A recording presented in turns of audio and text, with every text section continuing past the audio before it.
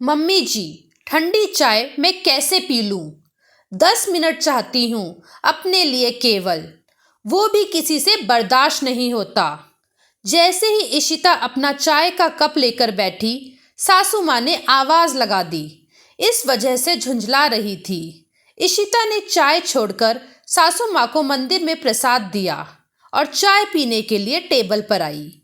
अभी कप होठों तक पहुंचा ही था कि रितेश की आवाज आई, इशिता, जल्दी मेरा नाश्ता लगा दो, बहुत देर हो रही है ऑफिस के लिए। लो पी लो चाय। इशिता झुंझलाकर रसोई की तरफ चल दी। चाय का कप टेबल पर रखा, सबको बताने चाह रहा था कि इशिता ने अब तक मुझे छुआ भी नहीं है। अपनी चाय लेकर इशिता हॉल में बैठी ही थी, सासू माँ बोली, इशिता, डिनर में आलू पनीर के कोफ्ते बना लेना। जी मम्मी जी। तो जरा आलू उबलने रख दो, इतनी देर में आलू उबल जाएंगे। आलू गैस पर रखकर आई तो सासू माँ फिर बोली, पहले रितेश को पनीर लाने के लिए फोन कर दे, वरना भूल जाएगी। रितेश को फोन किया तो रितेश ने साथ में मिस्सी रोटी, वेजिटेबल रायता, पापड़ और सलाद की इच्छा रख दी। इतनी देर बात करने के बाद चाय तो बर्फ हो चुकी थी और चाय का कप तो मुंह चिढ़ा रहा था। सासू माँ तो अपनी चाय पीकर पार्क में टहलने चल दी। अगले दिन इशिता सुबह 10 मिनट पहले उठी और काम निपटाकर सासू माँ के लिए प्रसाद तैयार करके रसोई में ही रख दिया और अपना चाय का कप लेकर अपने कमरे में आ गई।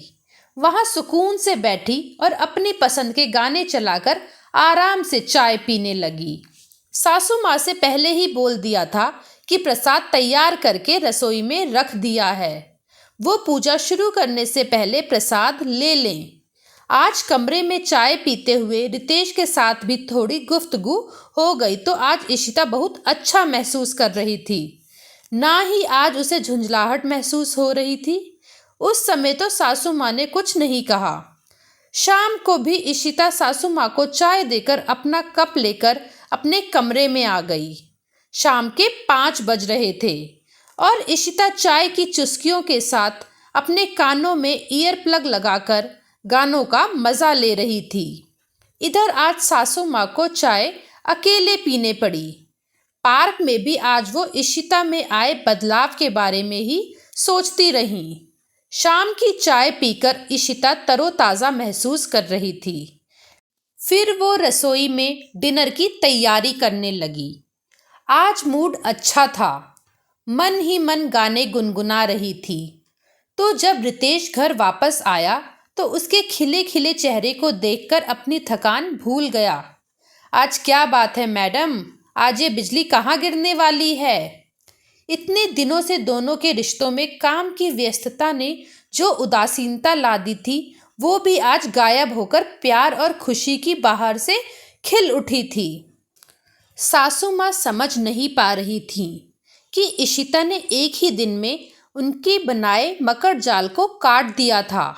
इतने दिन से जो दोनों को दूर रखने की उनकी प्लानिंग कामयाब हो रही थी, आज उस पर पानी फिर गया।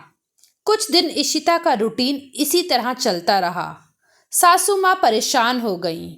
वो रितेश से बोली, बेटा, मैं अकेले बैठकर चाय पीती हूँ, बहू तो अपनी चाय लेकर अपने कमरे में जाकर बैठ जाती है, उसे कोई मतलब नहीं होता कि मुझे किसी चीज की जरूरत है।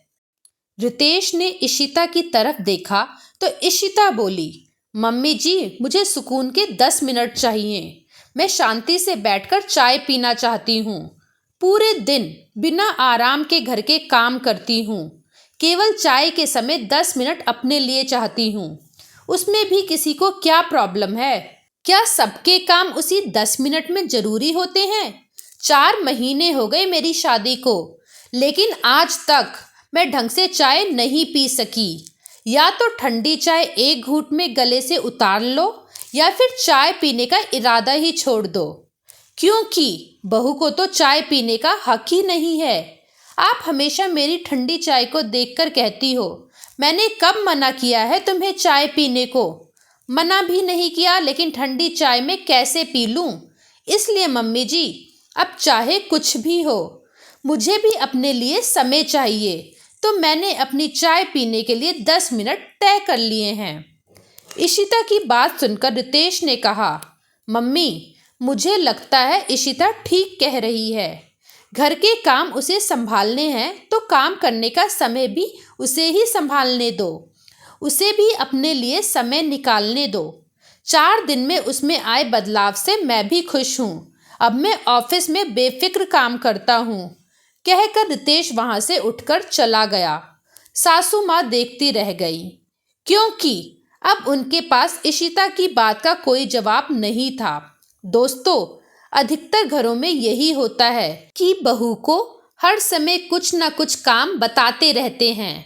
वो चाय या खाना या नाश्ते के लिए भी बैठे तो सबको भारी दिखता है, इसलिए बहू को कदम तो उठाना ही पड़ता है।